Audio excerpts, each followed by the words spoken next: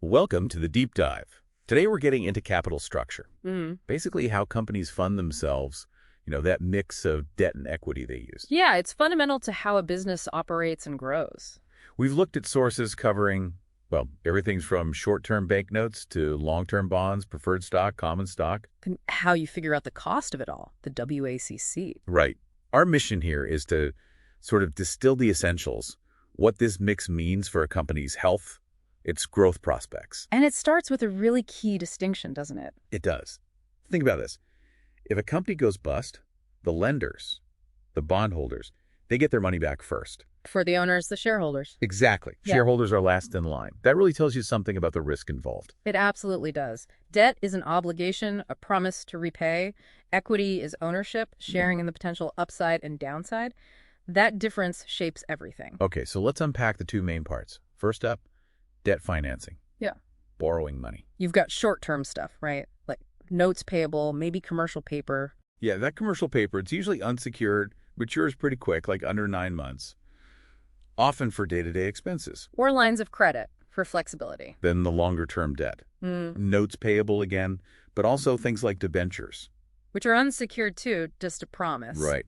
And riskier versions like subordinated debentures or even income bonds where interest depends on profits. Don't forget junk bonds, high risk, high potential return, and mortgage bonds, which are actually secured by property. Good point. And leases. That's a big one too. Operating versus finance leases. Yeah, that's a crucial difference. A finance lease is basically like buying the asset with a loan. It goes on the balance sheet. Asset and liability.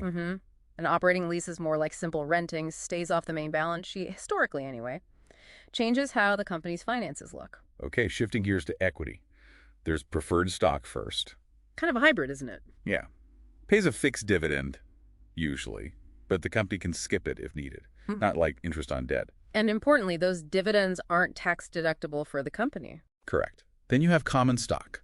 That's your basic ownership. Voting rights, potential dividends, but those are optional. And that par value thing, often tiny, with the rest being additional paid-in capital. And like we said, last in line in liquidation. So if you summarize debt versus equity, debt gives tax breaks but adds risk and fixed payments. Equity is more flexible payment-wise but dilutes ownership. Which brings us nicely to the weighted average cost of capital. WACC. The big one. It's the average rate the company expects to pay to finance its assets. So it's the blended cost of all the debt, preferred stock, common equity, all weighted up. Precisely. And it acts as a benchmark, like a hurdle rate. New projects should ideally earn more than the WACC. Makes sense. Find the mix that gives the lowest WACC, and you, theoretically, maximize the company's value. That's the goal. The calculation itself involves the percentage of each type of financing, its cost, and crucially, the tax impact on debt. Right, because interest payments are tax deductible. So the after-tax cost of debt is what matters for WACC.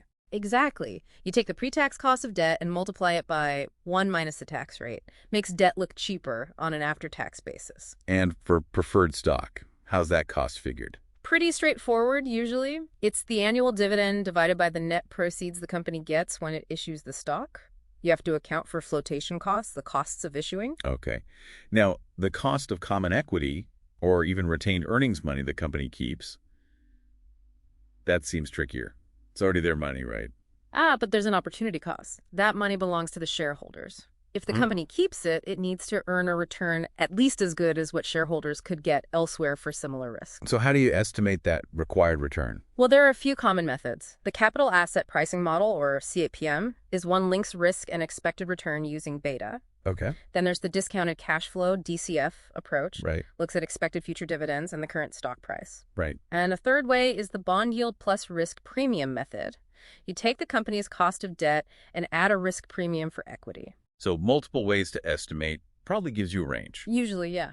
And all this feeds back into finding that optimal capital structure, the debt-to-equity ratio with the lowest WACC. But it's dynamic, isn't it? Yeah. Add more debt, and suddenly both lenders and shareholders might demand higher returns because the risk went up. Exactly. It's a balancing act. And the company's assets matter too. Long-term assets might support more long-term financing.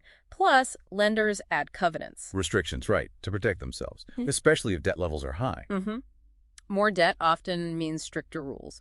And all these choices directly hit growth potential and profitability metrics you see on the financial statements. Let's talk leverage quickly.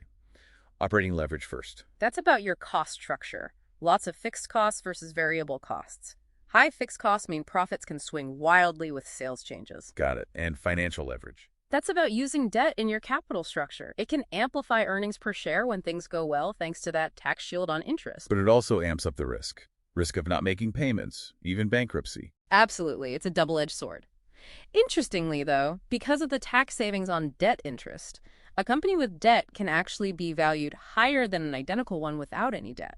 So adding value just through the financing mix itself. Potentially, yes, up to a point where the risks start to outweigh the tax benefits. This really shows capital structure isn't just an accounting thing. It's deeply strategic. It really is. It's all about that trade-off between risk and return, trying to find the sweet spot for the company. So the key takeaway seems to be, managing debt and equity is a delicate balance, impacting investment choices, risk, and ultimately the company's value. Couldn't have said it better myself.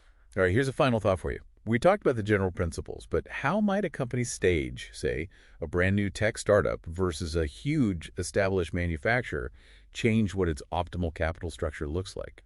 Something to chew on. That's a great question. Lots of factors change with maturity. Indeed. Join us next time for another deep dive.